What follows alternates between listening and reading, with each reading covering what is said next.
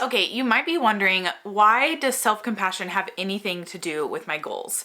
And that is exactly why I'm recording this video, because I want to explain it to you. So let's talk about it.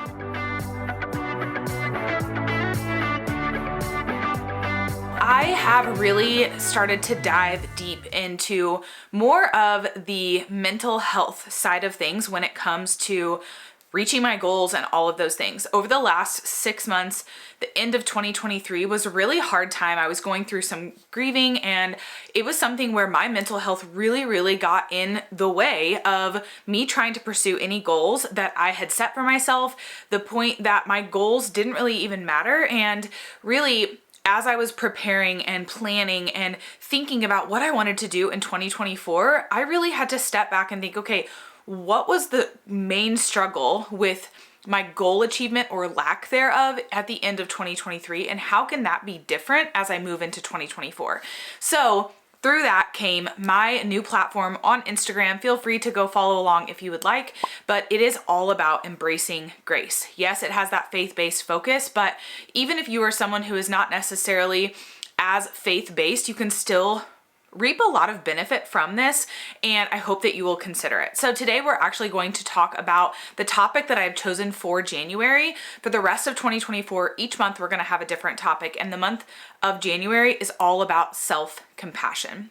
And through each of those topics that will go along with each month of the year, I am going to have a freebie that you are going to be able to utilize, download, print, and actually use to help you with the topic. So when it comes to self-compassion, I have come up with a self-compassion journaling guide. It is an 8-page document where we go through, basically I'm talking to you about like, what's the point of this? Similar to what we're talking about right now. I give you a kind of a table of contents of what's here. I talk about, just the introduction of this to begin with. I give you some prompts for self-reflection. I give you some tips for overcoming self-doubt through journaling. And then I have a front and back page where it is all about journaling prompts. So you have 25 different journaling prompts that you can choose from day after day. I have actually started to include this in my daily Bible routine, and I have a notebook here where I have printed out the journaling prompts front and back, and I have it folded right here in this journal. And so each morning as I'm finishing up my Bible time, this is the final thing that I am doing because I'm in such a good headspace after spending that time reading my Bible. So I open it up, I choose one of the journal prompts. You don't have to do them in any certain order, but I choose one of the journal prompts and I go through and I just answer it. I take the time and answer it based on what it is that I'm feeling like talking about or journaling about that day. So something that I have come to learn that is really transformative in my personal life is, number one, the power of journaling. Journaling is something that can be super overwhelming and like almost intimidating because you're like, well, I don't know how to journal. I don't know what to write. And we all of a sudden have all of these self-limiting thoughts and we have all of these doubts that start to come in. Hence why in this journaling guide, I give you tips to overcome that self-doubt so that you can believe in yourself that you can and should do these journaling prompts to help yourself with the area of self-compassion. So those 25 journaling prompts are going to be all about different areas that are going to help you be more compassionate towards yourself. Now, in the event that again, you are wondering, how does this have anything to do with goal setting or anything like that? Honestly, it comes down to if you can have more compassion for yourself, you are going to be more accepting of where you are right now. Maybe you had a year like mine where you weren't as accomplished as you had hoped, or things happened and your mind was elsewhere, and maybe you were grieving, or maybe you just had a really busy season of life where the goals that you had set for yourself just didn't get achieved.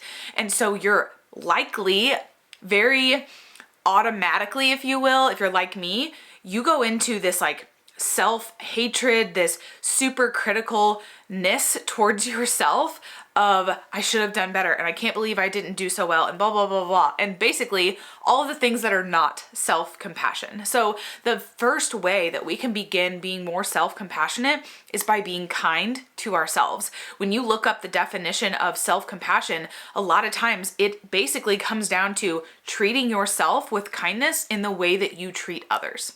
And I know that we've all heard that before. We've all heard that we should treat ourselves that way, but we are so mean to to ourselves, and it's actually heartbreaking.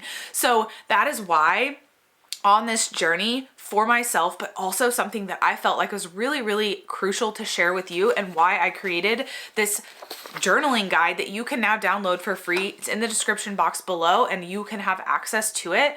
Print it out, use it however you want. My goal is to do all 25 journaling prompts 25 days in a row without missing a day, because I know already just 5 or 6 days into doing this, how much better I feel, how much just writing one page. And that's another thing. Don't feel like journaling has to be pages and pages. In my little notebook here, I write one page and that suffices for me. Sometimes that one page is like really big font and really spread out lines, and so it's really not that much. And other times I'm writing really small and I write, super fine print. So it just depends on what I'm feeling like writing that day. And I know that as I go to put pen to paper. So there's no pressure. There's no right or wrong way to do it. If you want to write one sentence to answer the journaling prompts, that's okay. But when it comes to setting your goals, and more so actually believing that you can achieve your goals, if you do not have self-compassion, all you're going to do is tear yourself apart every step of the way. And every time that you have a setback, or every time that you miss a deadline that you put on yourself, or every time that you work towards something but you don't achieve what you had maybe in your 12-week year, if you're someone who creates one of those, you're giving up. But instead, if you have self-compassion, you're going to keep going. You're going to be kind to yourself and realize that life happens, things happen, but you're going to keep going, because that's what you would encourage somebody else to do. That's the compassion that you would have for a friend who came to you and maybe would say, I'm struggling, I'm not getting my tasks completed, I'm not meeting my deadlines, I'm not this, I'm not that. Your response to them would not be, oh my gosh, you suck, you should give up. Like, you're not good enough for this, you might as well just quit now. We would never say that to someone else, but we say that to ourselves all of the time. So through this month of January, it is my passion, my hope, and my desire to help not only myself, but to also help you, if this is resonating with you, with the area of self-compassion. So download this freebie, utilize it to your benefit, do multiple journal prompts a day if you'd like, but use this and let it really start to transform your mind, and watch how when you are working towards those goals, you are going to be so much more grace-filled towards yourself versus so hard on yourself, which honestly, you're gonna really prefer to be with the grace-filled person to yourself than the one that's hard on yourself. We can be our own worst critics. I know that by absolute personal experience. I've had teachers and coaches my entire life tell me I am my own worst critic, and it is something that I constantly am battling. And so through this, I want to keep battling that. And if you can resonate with that, or if you relate with that, this is for you, and I want you to have this. So that is what I've got in today's video. I wanted to quickly share that with you because I just didn't want to keep this to myself. I've shared about this on my new Instagram account, but it is very new. There aren't a lot of people over there. So honestly, not a lot of people have seen it or gained access to it. And because I have a larger platform here, because this is so absolutely related to goal planning and achievement and the mindset around it all, I had to bring it to you. So I hope that you will utilize this journaling guide. I hope that you will start journaling and feel really confident and reap those benefits. And I would love to know what you think about it as you go on with that. So comment below once you've got yours downloaded. Make sure to download it right there in the description box. And thank you for being here. I will see you in the next video, but let's focus on being self-compassionate this month. See ya.